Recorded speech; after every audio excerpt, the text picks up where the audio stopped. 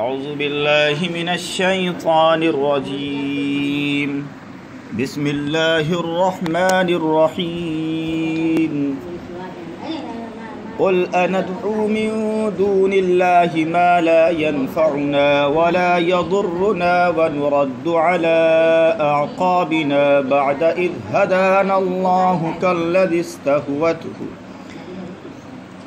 استهوته الشياطين في الأرض حيران له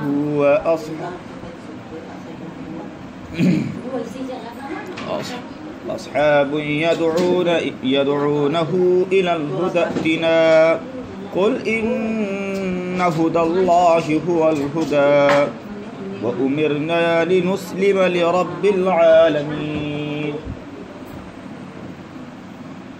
وأن أقيموا الصلاة واتقوه وهو الذي إليه تحشرون وهو الذي خلق السماوات والأرض بالحق ويوم يقول كن فيكون قوله الحق وله الملك يوم ينفخ في الصور عالم الغيب والشهادة وهو الحكيم الخبير صدق اللہ العظیم.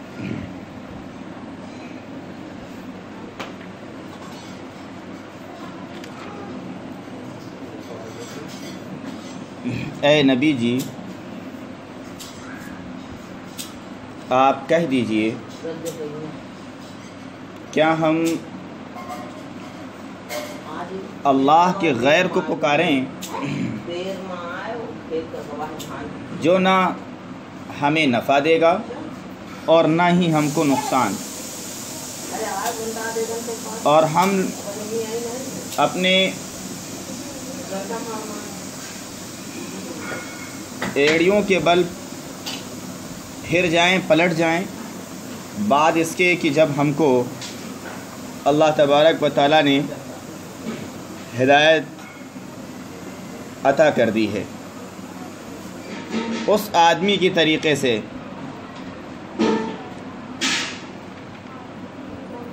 جس کو شیطانوں نے جنگلات میں بے راہ کر دیا ہو اور وہ حیران و پریشان بھٹکتا پھر رہا ہو.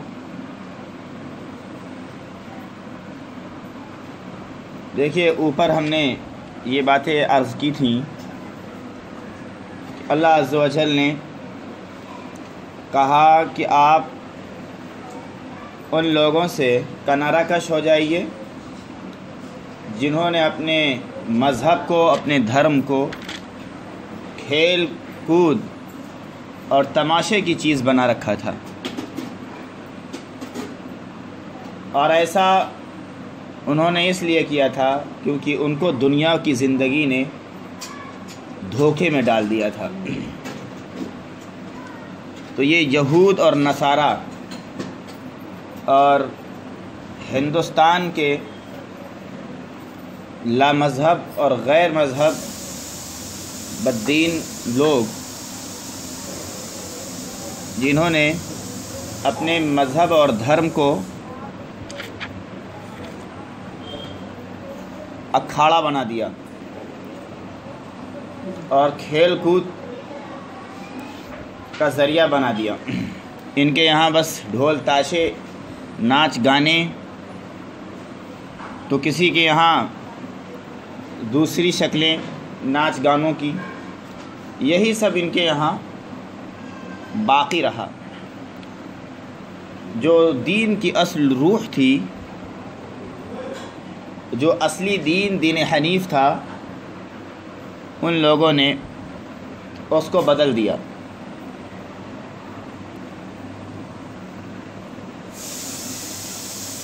تو جنہوں نے ایسی حرکتیں کی ہیں، دین کو کھلواڑ بنا رکھا ہے، ایسے لوگوں کے لیے اللہ تبارک و تعالیٰ کے ہاں سخت عذاب ہوگا. کیونکہ اللہ تبارک و تعالیٰ کو شرک سے بالکل محبت نہیں ہے۔ اللہ کے نزدیک اگر کوئی سب سے بڑا ظلم ہے اور سب سے بڑا گناہ ہے تو وہ شرک ہے۔ شرک کو ظلم عظیم کہا گیا ہے۔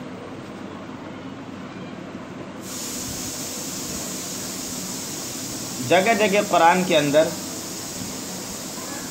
قرآن کی آیتوں کے ذریعے سے کافروں اور مشرکوں کو تنبیہ کی گئی ہے، ان کو عذاب سے ڈرایا گیا ہے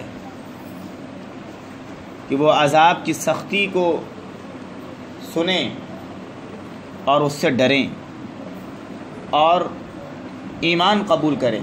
جو صحیح راستہ ہے اس راستے پر آ جائیں، جو شیطان کے راستے ہیں، گمراہی کے راستے ہیں، اس راستے کو چھوڑ دیں۔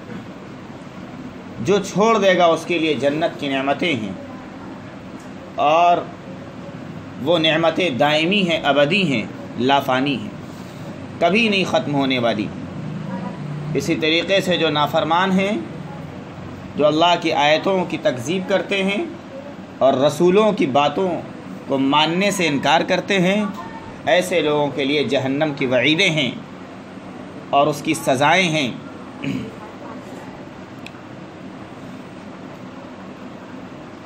تو اللہ تبارک و تعالیٰ ان لوگوں سے کہہ رہے ہیں کہ جو کفر کے راستے پر پڑے ہوئے ہیں، جن کو شیطان نے صحیح راستے سے بھٹکا دیا ہے، جو بھول بھلائیوں میں گم ہیں، بھٹک رہے ہیں اور حق بات کو قبول کرنے سے گریزاں ہیں،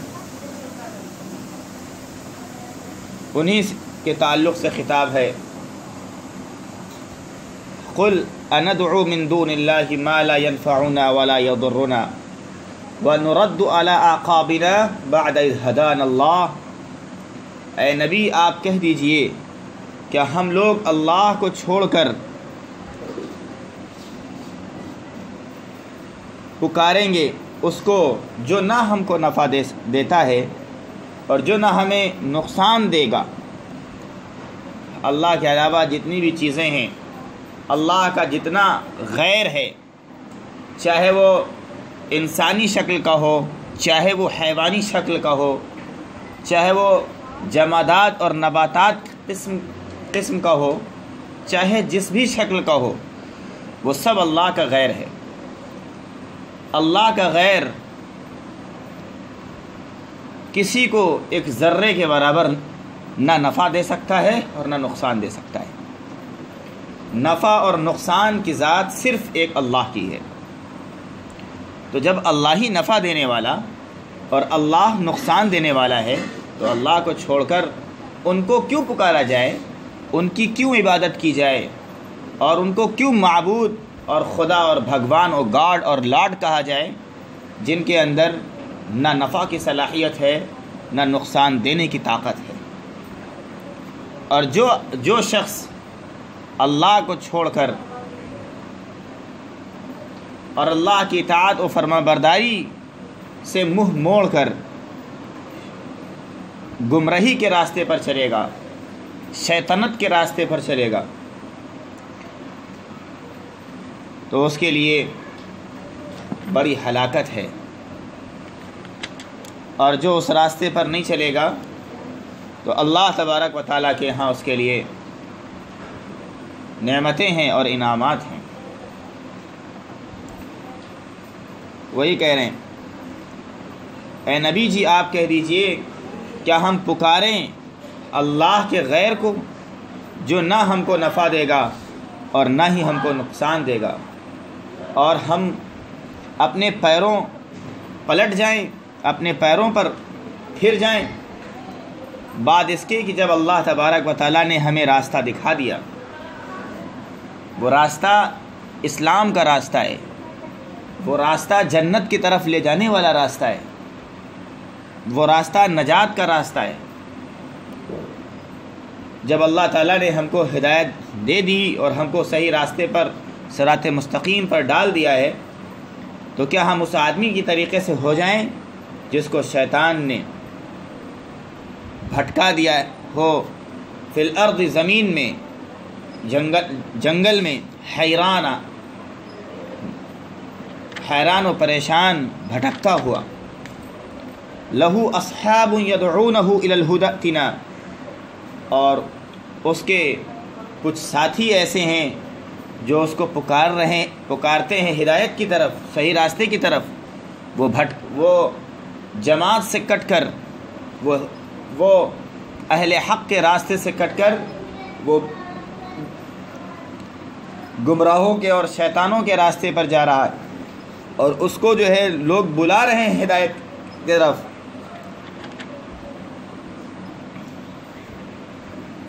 اس کے ساتھی اس کو ٹھیک راستے کی طرف دعوت دے رہے ہیں کہ تو ہمارے پاس آ جا، یعنی ہمارے راستے پر آ جا، صحیح راستے پر آ جا.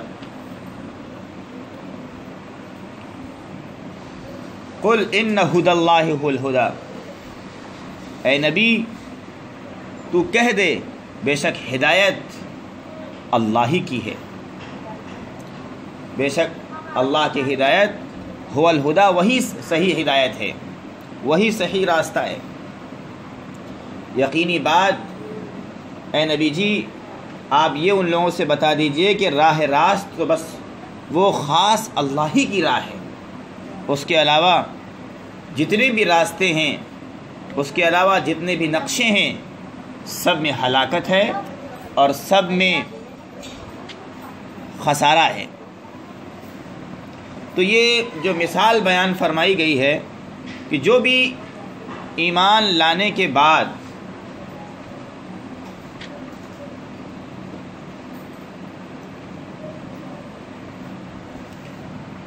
توحید کے بعد شرک کی طرف لوٹ جائیں، ان کی مثال ایسی ہی ہے کہ ایک شخص اپنے ساتھیوں سے بچھڑ جائے جو سیدھے راستے پر چل رہے ہوں، جا رہے ہوں، اور وہی راستہ منزل مقصود تک پہنچانے والا ہو،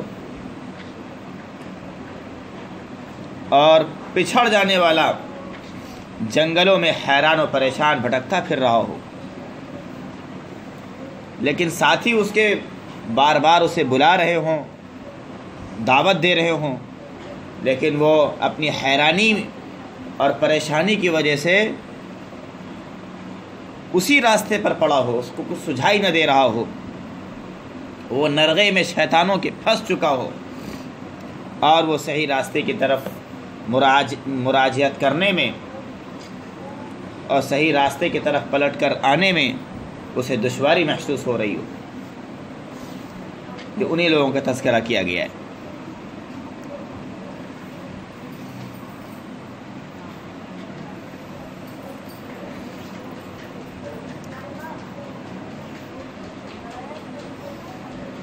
قل ان ھدی اللہ ھو الھدی، اے نبی جی آپ کہہ دیجئے سیدھا راستہ وہ بس اللہ ہی کا راستہ ہے. جتنے بھی کفر اور شرک اختیار کرنے والے لوگ ہیں وہ سب گمراہی کے راستے پر چل رہے ہیں، وہ بھٹکے ہوئے ہیں سیدھے راستے سے.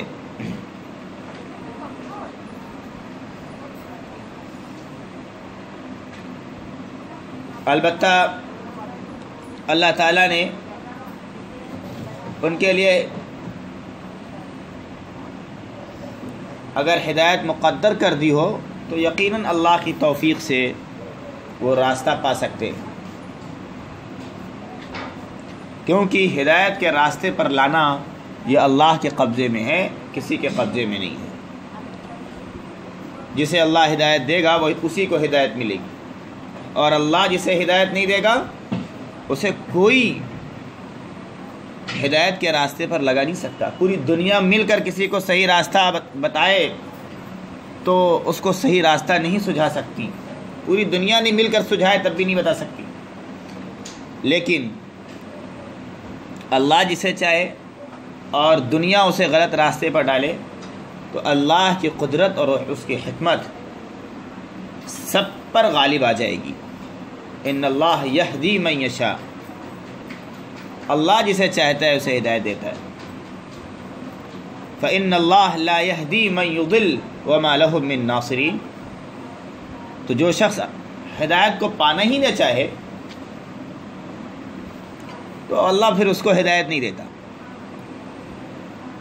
جو ہدایت کا طالب ہوتا ہے اللہ اسے ہدایت کا راستہ سجھاتے ہیں اور اسے ہدایت کے راستے پر چلنے کی توفیق دیتے ہیں، اور جب کوئی ہدایت کے راستے پر کا طالب نہیں ہوتا ہے تو پھر اسے ہدایت نہیں ملتی، اور ہدایت بھی نہیں ملتی وَمَا لَهُم مِّن نَاصِرِينَ، اور نہ ہی تو ان کا کوئی مددگار ہوتا ہے کہ وہ ان کو کوئی صحیح راستہ بتا سکے، ان کا تعاون کر سکے، ان کی مدد کر سکے، کیونکہ جب دلوں پر مہر لگ جاتی ہے، اللہ کی طرف سے جب بے توفیقی مقدر ہو جاتی ہے تو اسے ایمان قبول کرنے اور نیکی کے راستے کو اختیار کرنے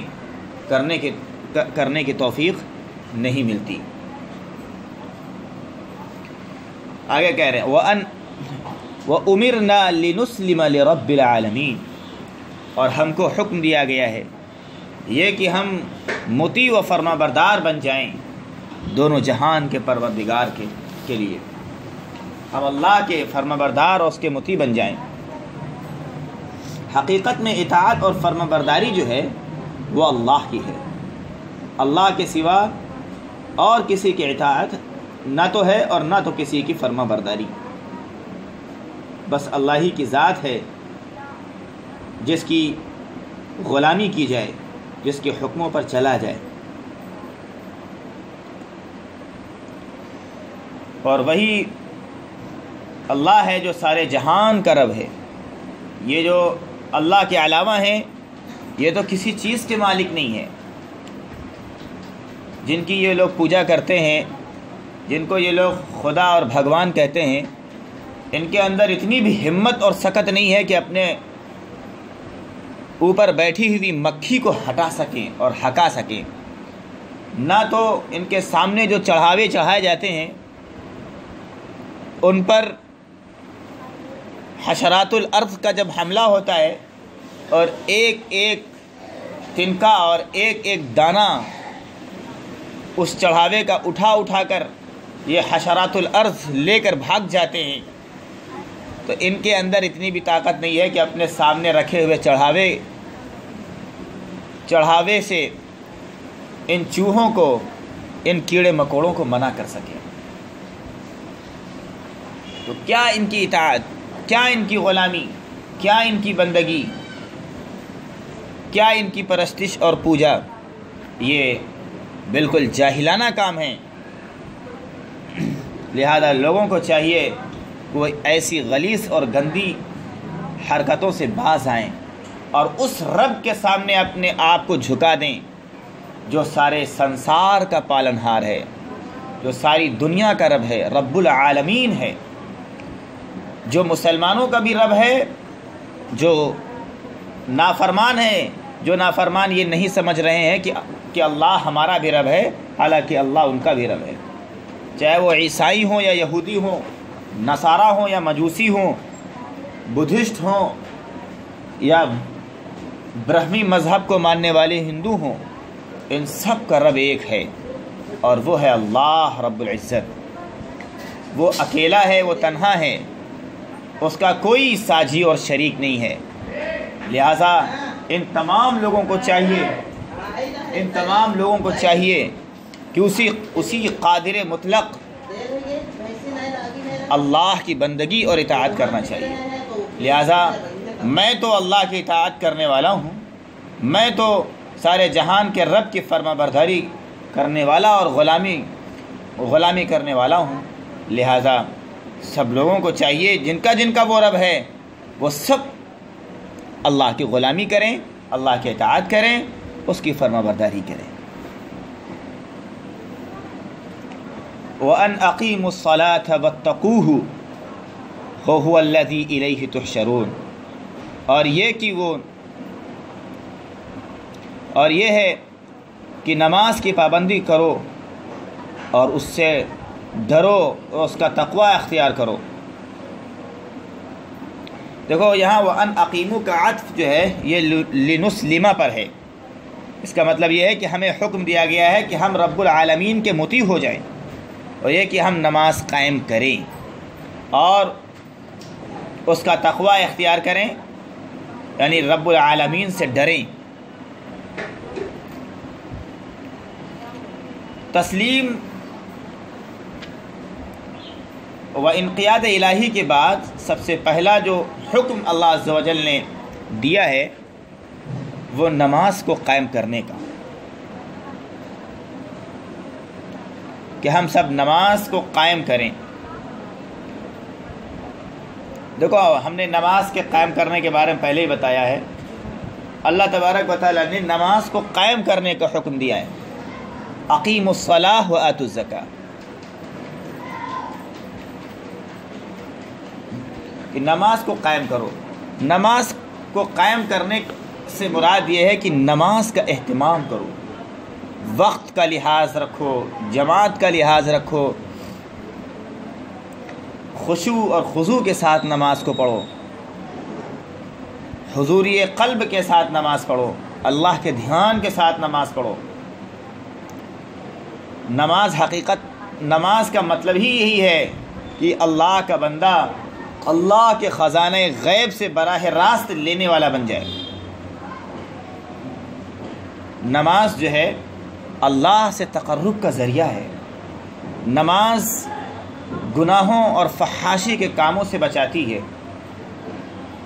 جو آدمی نماز پڑھتا ہے یا جو خاتون نماز پڑھتی ہیں، اللہ تبارک و تعالیٰ ان کی بڑی مدد کرتا ہے، روزی کے تعلق سے ہو یا صحت و تندرستی کے تعلق سے ہو یا چستی اور پھرتی کے تعلق سے ہو یا خوبصورتی کے تعلق سے ہو، کیونکہ جب 5 وقت کی آدمی نماز پڑھتا ہے تو اس کے چہرے اور ہاتھوں کی صفائی ہوتی ہے، پیروں کی صفائی ہوتی ہے، دل کی صفائی ہوتی ہے، نگاہوں کی صفائی ہوتی ہے، زبان کی صفائی ہوتی ہے، کانوں کی صفائی ہوتی ہے۔ نماز کے ذریعے سے پورا جسم جو ہے گناہوں کی آلودگیوں سے پاک اور صاف ہو جاتا ہے، اور اللہ کی رحمت اور اس کی خصوصی توجہ اس نمازی کی طرف ہوتی ہے جو نماز کو قائم کرتا ہے۔ کیا کرتا ہے؟ ہاں، اللہ تبارک و تعالیٰ کا جو وسعت رزق کا وعدہ ہے وہ اہتمام نماز پر ہے۔ کیا ہے؟ اہتمام نماز پر، نماز کا اہتمام کرنے پر ہے۔ تو نمازوں میں فرض نمازیں ہوتی ہیں، واجب نمازیں ہیں، سنت ہیں، نوافل ہیں۔ تو جتنا زیادہ بندہ نماز کے ذریعے سے اللہ کا قرب حاصل کر لیتا ہے اور دوسرے اعمال کے ذریعے سے اتنا نہیں، کیونکہ نماز کے ذریعے سے بندہ اللہ کے بالکل قریب ہوتا ہے، اللہ اس کے سامنے اور وہ اللہ کے سامنے۔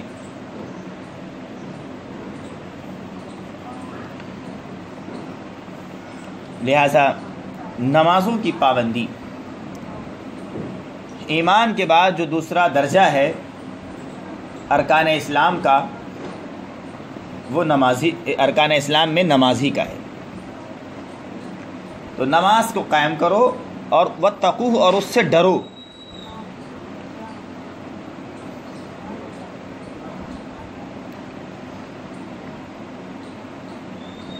اب اس سے معلوم یہ چل گیا کہ نماز کتنی اہم عبادت ہے، اور پھر یہاں پر نماز کے بعد تقوی کا حکم ہے کہ نماز کی پابندی تقوی اور خشوع کے بغیر ممکن نہیں ہے۔ وہ آدمی نماز کی پابندی کر ہی نہیں سکتا ہے جس کے اندر اللہ کا خوف نہ ہو، اللہ کا ڈر نہ ہو۔ آدمی یا تو ڈر کی وجہ سے عبادت کرتا ہے یا تو شوق کی وجہ سے کرتا ہے۔ لہذا جب شوق ہوتا ہے تو تب بھی اللہ تبارک و تعالیٰ کی بندگی میں اس کو جی لگتا ہے، یا خوف ہوتا ہے تب بھی جو ہے اللہ کے ڈر کی وجہ سے کہ اگر ہم نماز نہیں پڑھیں گے تو کتنی سخت سزا اللہ تعالیٰ نے نماز کو چھوڑنے والے کے لیے قرآن کے اندر ارشاد فرمائی ہے۔ اور اللہ کے نبی صلی اللہ علیہ وسلم نے بھی بے نمازی کے لیے کس قدر سنگین وعیدیں سنائی ہیں۔ تو جب ڈر ہوتا ہے اس کے اندر تو پھر وہ نماز کی پابندی کرتا ہے۔ اور نماز جو ہے یہ بہت ہی بڑا عمل ہے۔ وَهُوَ الَّذِي إِلَيْهِ تُحْشَرُونَ، اور وہی ہے جس کے طرف تم سب جمع کیے جاؤ گے۔ مر کر آدمی اللہ ہی کی طرف لوٹایا جائے گا۔ یہ دنیا کی زندگی وقتی ہے، عارضی ہے، یہ ختم ہو جائے گی۔ پھر یہاں کی دنیاوی زندگی کے بعد برزخ کی زندگی ہے، وہاں پر بھی آدمی ایک متعین اور مقررہ ٹائم تک رہے گا۔ پھر قیامت جب برپا ہوگی تو ہر ایک اپنی قبروں سے اٹھے گا اور اسے حشر کے میدان کی طرف لے جایا جائے گا اور وہاں اسے جمع کیا جائے گا۔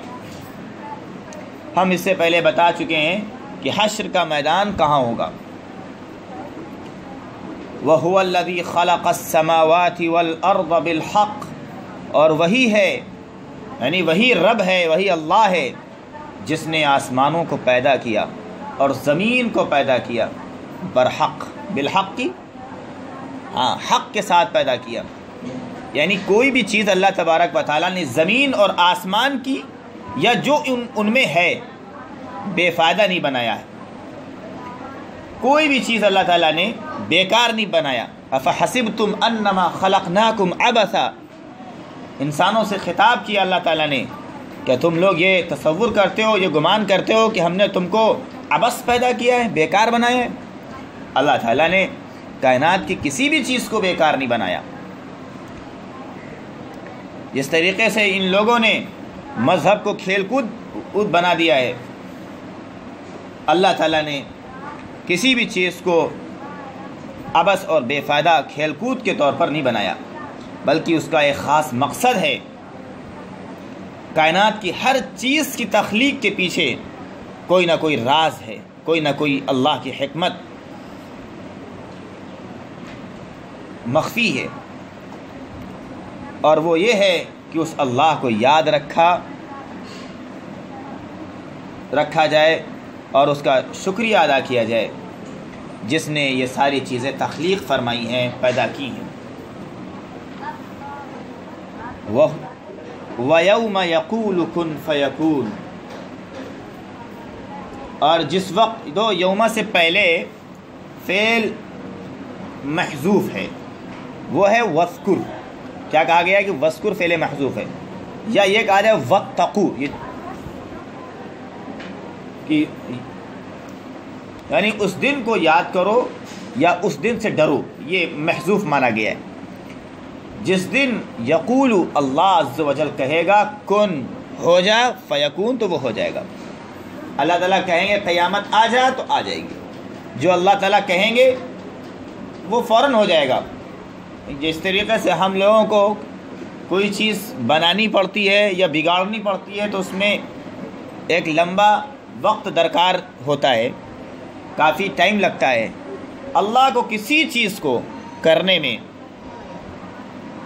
بالکل وقت کی ضرورت نہیں ہوتی ہے، بس اللہ کا ادھر حکم ہوا، ادھر وہ کام تمام۔ یقول، وہ کہے گا کن فیکون، ہو جا، تو وہ ہو جائے گی، چاہے چھوٹا سے چھوٹا کام ہو یا بڑا سے بڑا کام۔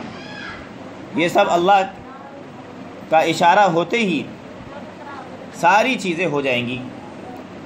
اسی طریقے سے جب اللہ تعالیٰ قیامت برپا کریں گے تو حساب کتاب کے کٹھن مراحل بھی بڑی سرعت کے ساتھ اور تیزی کے ساتھ طے ہو جائیں گے، لیکن کن کے لیے؟ ایمانداروں کے لیے۔ دوسروں کو تو یہ دن 1000 سال یا 50,000 سال کی طرح بھاری لگے گا۔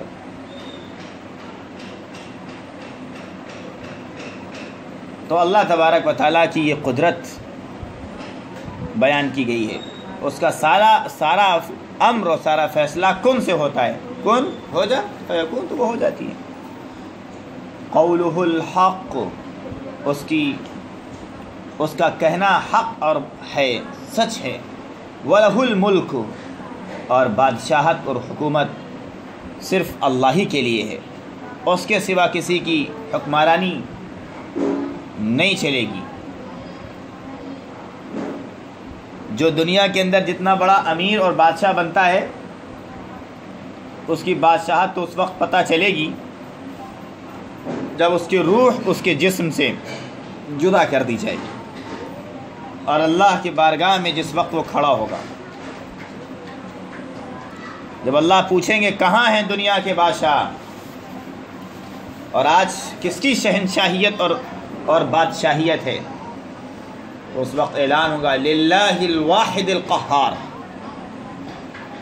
بس اللہ ہی کی جو غالب ہے، جو قہار ہے۔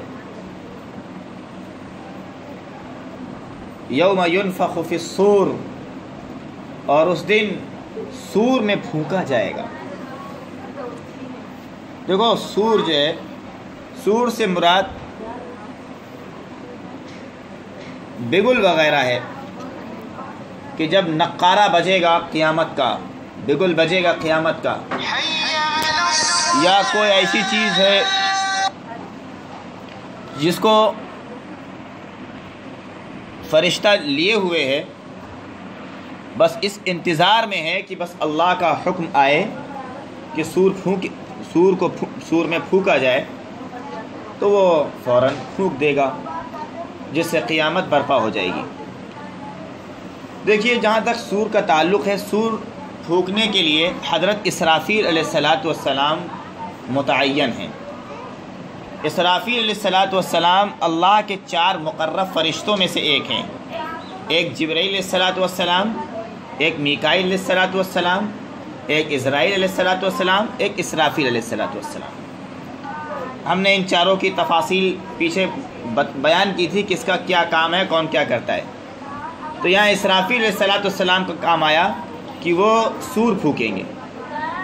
اسرافیل علیہ السلام سور منہ میں لیے ہوئے ہیں اور اپنی پیشانی کو جھکائے ہوئے ہیں، سر کو جھکائے ہوئے ہیں اللہ کے سامنے، اور وہ اللہ کے حکم کے انتظار میں کھڑے ہیں کہ جو ہی اللہ تبارک و تعالیٰ انہیں سور پھونکنے کو کہے گا، بس وہ اللہ کے حکم سے سور پھونک دیں گے۔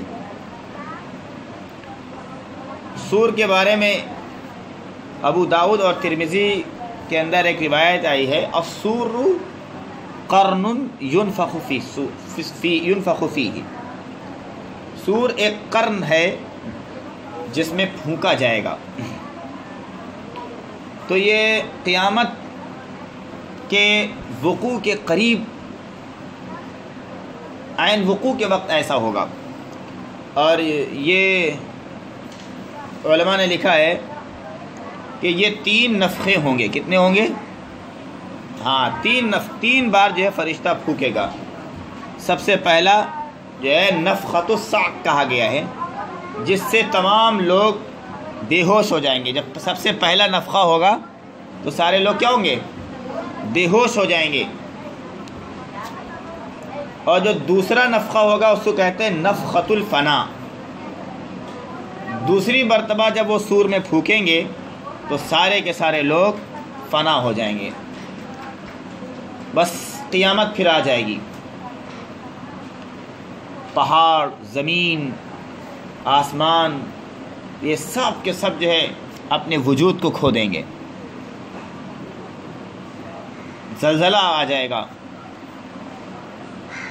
بڑی سخت گھڑی آ جائے گی کہ اس وقت کوئی بھی زمین پر جاندار زندہ باقی نہیں رہے گا۔ اس قیامت کا نقشہ دوسری صورتوں میں کھینچا گیا ہے، بڑا خطرناک، تو بہت وہ خطرناک منظر ہوگا اور سب لوگ اس وقت موت سے دوچار ہو جائیں گے، کوئی باقی نہیں رہے گا۔ اور تیسرا جو نفخہ ہوگا نفخۃ الانشاء، جس سے تمام انسان دوبارہ زندہ ہو جائیں گے۔ تو یہ 3 ہوں گے، لیکن علماء کی یہ بھی رائے ہے کہ نفخے صرف 2 ہوں گے، وہ 2 ہی کے قائل ہیں۔ ایک تو نفخۃ الفنا جس میں سارے لوگ مر جائیں گے، دوسرا ہوگا نفخۃ الانشاء کہ دوبارہ مر کر آدمی زندہ ہو جائیں گے اور حشر کے میدان کی طرف ان کو لے جایا جائے گا۔ عالم یوم ینفخ فی الصور، اس دن سور میں پھونکا جائے گا. عالم الغیب والشہادۃ وہو الحکیم الخبیر، اور اللہ غیب کا جاننے والا ہے، وہ عالم الغیب والشہادہ ہے، اور وہ بے انتہا حکمت والا اور وہ بے حد خبر رکھنے والا ہے. اللہ تبارک و تعالی چھپی ہوئی چیزوں کو اور ظاہر چیزوں کو سب کو وہ جانتا ہے، موجود کو اور عدم کو سب کو پہچانتا ہے، اور کوئی بھی چیز جو ہوتی ہے وہ اللہ کے فیصلے سے ہوتی ہے، اور اس کے پیچھے اللہ کی حکمت کار فرما ہوتی ہے، اور وہ سب کا سب اللہ کی نگرانی میں ہوتا ہے. اللہ ہر چیز کے بارے میں بالکل باخبر رہتا ہے. چلو بس کرو.